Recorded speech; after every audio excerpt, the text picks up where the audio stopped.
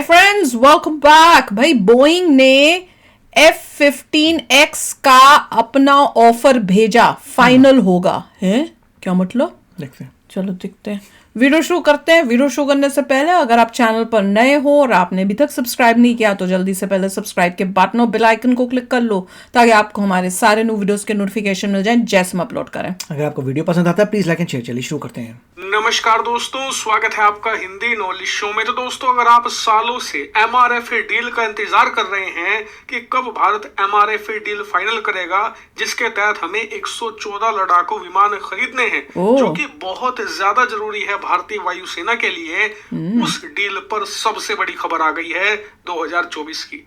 खबर यह है कि बोइंग, जो कि एक अमेरिकी हथियार निर्माता कंपनी है और ओवरऑल पूरे वर्ल्ड में देखा जाए तो दुनिया की दूसरी सबसे बड़ी हथियार बनाने वाली कंपनी है, उसने अपने F-15 ईगल लड़ाकू विमान का प्रस्ताव बनाकर भारतीय वायुसेना को भेज दिया है, जो कि इस डील में एक ह्यूज स्टेप है। हालांकि आप इसे F-16 से कंपेयर मत कर लेना।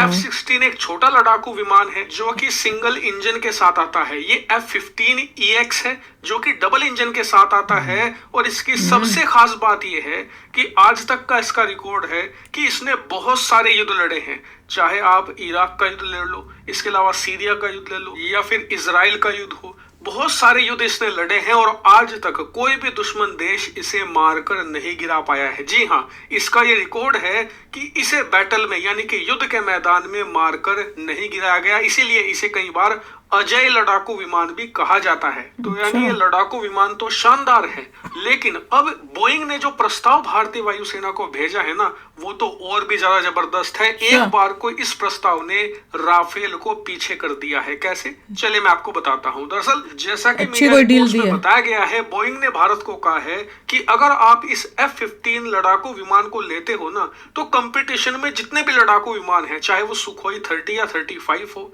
चाहे वो आपका राफेल हो, चाहे हमारा ही FA-18 सुपर हॉर्नेट हो, चाहे यूरोफाइटर टाइफून हो, कोई भी लड़ाकू विमान ले लो, ये सबसे ज्यादा पावरफुल लड़ाकू विमान है। इस लड़ाकू विमान की रफ्तार सबसे ज्यादा है, और सबसे खास बात, जितने भी लड़ाकू विमान हैं उन सब के मुकाबले कहीं ज्यादा हथियार ये कैरी कर सकता है। कहा जाता है कि अपनी फुल कैपेसिटी पर ये राफेल से लगभग 50% ज्यादा हथियार लेकर चल सकता है, यानी कि दुश्मन पर ज्यादा बमबारी कर सकता है।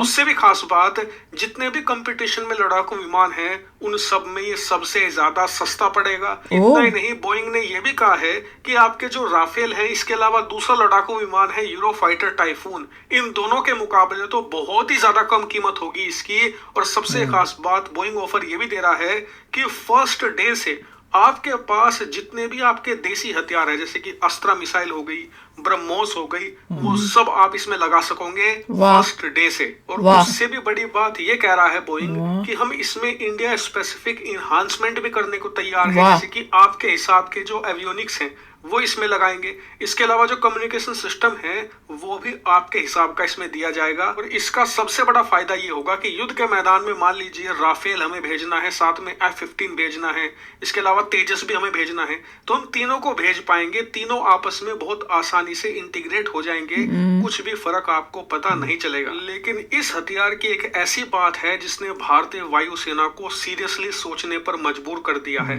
और कहीं ना कहीं फ्रांस और राफेल बनाने वाली कंपनी दसोल्ट दोनों चिंता में है। दरअसल अमेरिका ने कहा है कि हमारा ये F-15EX है ना, हम आपको ये वाला वेरिएंट देंगे, क्योंकि EX वेरिएंट में वर्ल्ड का फास्टेस्ट मिशन कंप्यूटर आता है। यानी कि अगर आपको युद्ध के मैदान में जाना है तो चीजों को रीड करना और एग्जीक्यूट करने के मामले में इसके अंदर जो कंप्यूटर है वो वर्ल्ड में कोई भी लड़ाकू विमान, यहाँ तक कि F-22 रैप्टर से भी ज्यादा फास्टेस्ट है। और सबसे खास बात जो आपको भी अट्रैक्ट करेगी इसकी तरफ, वो ये कि इसमें एक साथ 22 बड़ी मिसाइलें लगा, क्योंकि ये साइज में बहुत बड़ा लड़ाकू विमान है, एक तरीके से मिनी बॉम्बर आप इसे कह सकते हैं। इस वजह से इसमें 22 मिसाइलें लगाई जा सकती हैं, जो वर्ल्ड में हाईएस्ट है। इससे ज्यादा मिसाइल दुनिया के किसी और लड़ाकू विमान में नहीं लगाई जा सकती। और इन 22 मिसाइलों में भी एक खास मिसाइल के बारे में आपको बता दूं कि इसमें हाइपरसोनिक मिसाइल भी इंटीग्रेट की जा सकती है। अमेरिका ने इस वेरिएंट को इसीलिए डेवलप किया है क्योंकि वो खुद एक हाइपरसोनिक मिसाइल बना रहे हैं, और सबसे पहले वो हाइपरसोनिक मिसाइल अगर किसी लड़ाकू विमान में लगेगी तो वो F-15EX होगा, ना F-22 ना F-35।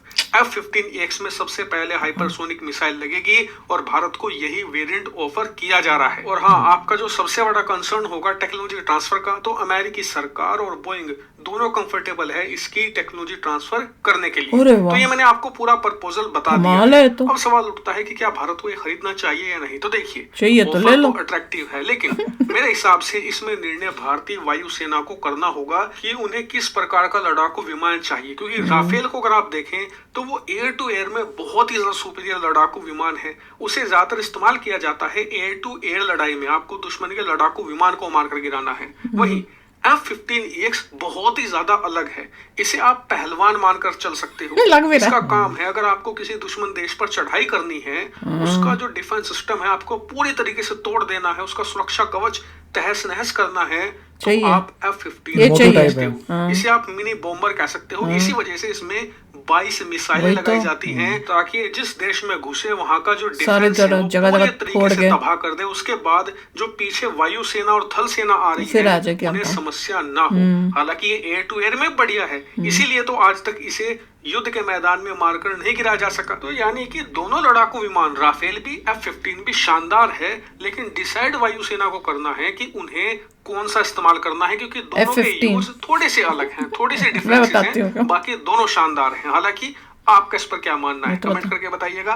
Thank you very much for watching. भाई हमें F-15 भी लेना चाहिए, क्योंकि राफेल तो हमने ले ली है, हर तरह के थोड़े थोड़े रखो, कल को जरूरत पड़ सकती है। और इसमें ये खासियत थी कि इतनी मिसाइल्स आप लेके जा सकते हो। हाँ, पाकिस्तान और चाइना पहले एक जाएगी, वो अंदर जाएगी, थाड़ थाड़ थाड़ थाड़ करके आ जाएगी, पीछे से हमारी पूरी जो है एयरफोर्स की जो है वो सब आएंगे और फिर जो छुटकू मुटकू बचे होंगे उनके ऊपर अटैक करके खत्म कर देंगे। ये कमाल है। और मैं देखती मैंने एक फोटो पहले ही आ गई थी जिसमें वो इतने सारे नीचे का दिख रहा था कि कुछ लगे हुए हैं, तो मेरे को लगा था यार ये कुछ कमाल की लग रही है। जैसे कह रहे हैं बहुत सही थी कि मोटू पहलवान है पहलवान। मोटू पहलवान को लेके जा रहे हो और फोड़ फाड़ के आएगा, बहुत सारी चीजें हैं, मगर थोड़ा पतलू है, वो तेजी से थोड़ा उड़ सकता होगा, थोड़ा ज्यादा वो सिर्फ एयर टू एयर है ना, वो तो सिर्फ एयर टू एयर है, जहाज को एक दो जहाजों को मार मुर के आएगा। इसमें 2 इंजन भी हैं, इसमें 2 इंजन भी लगे हैं, तो ये तो भारी भरकम वाला नहीं। और सस्ता भी कह रहे हैं, राफेल से सस्ता भी देंगे, और साथ में ये भी कह रहे हैं कि आपको जो भी अपनी तरफ से मॉडिफिकेशन चाहिए तो क्या है कि दे भी रहे हैं, साथ में सस्ता भी दे रहे हैं, साथ में टेक्नोलॉजी ट्रांसफर भी कर रहे हैं, तो गोचा ज्यादा ही हो रहा है। ये देखना मेरे ख्याल से वो इसलिए दे रहे हैं कि ताकि फ्रांस से और राफेल ना ले लें। हो भी सकता है, या हमारे यहाँ पे इनको लग रहा होगा कि हमें भी थोड़ा पैसा बनाना है, इतना खर्च जो कर रहे हैं ना। बोइंग का जो उनका 737 जो जौन सा भी है उसका मैक्स जिसकी प्रॉब्लम आ रही है, जिसके अंदर के डोर उछल के निकल रहे हैं। ओए वो ऋषि मुझे यही तो बोला था जब हम प्लेन में बैठे थे, पता नहीं उसमें वीडियो में जब व्लॉग बनाया था उसमें आया कि नहीं। वो कहता है, मेरे को कह रहा था माँ जब वो जो विंग है ना उसमें मैं बड़ी गुस्से हो रही थी कि डैला ने क्या सीट लेके दे दी मेरे को, खिड़की करके लड़ मर के मैंने खिड़की भी ली और वो उसमें विंग यहाँ पे दिख रहा है, मैं देखूं क्या नीचे। तो मुझे कहता नहीं मम्मी इट इज गुड, क्यों अच्छा है कि अगर आग वाग लगी विंग में तो सबसे पहले हमें पता चलेगा। मैंने कहा पता भी चल गया तो कहाँ कूदेंगे, बैठे तो यही है। इमरजेंसी लैंडिंग होती है तो लोग निकल के फटाफट विंग के ऊपर भी आ सकते हैं। उसमें लिखा था not walking on the wing, वो भी होता आ चुका। मगर ये है कि बोइंग का थोड़ा घपला हुआ है कि उसके जो है अंदर से डोर जो है खुल के मैं उसको कह रही थी, ये भी बोला था, मैंने कहा ऋषि यहाँ से अगर टूटा तो क्या करेंगे, तूने मुझे विंडो तो दे दी, मरूंगी तो मैं वो डोर जो अंदर नहीं गिरता वो बाहर गिर जाता है।